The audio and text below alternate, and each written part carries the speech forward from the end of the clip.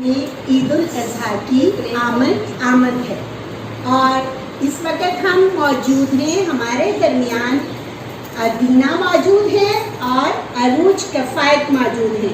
जो मिनॉरिटी से ताल्लुक़ रखती हैं और हम सब मुस्लिम कम्युनिटी से हैं, लेकिन हम सब ने पहनाई है ईद की खुशियों में ईद की खुशियों में चूड़ियाँ,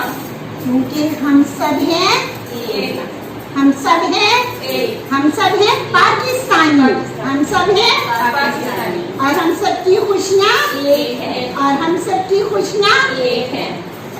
तेरा शुक्रिया। हम सब हैं और हम सब की खुशियाँ